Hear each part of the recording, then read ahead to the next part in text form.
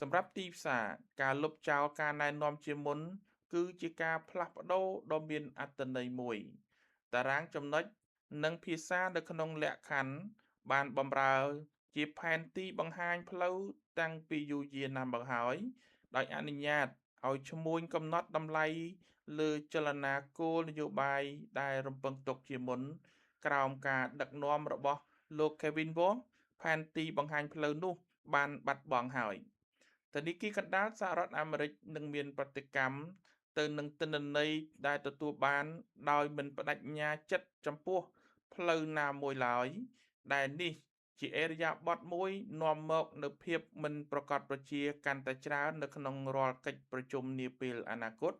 ហើយ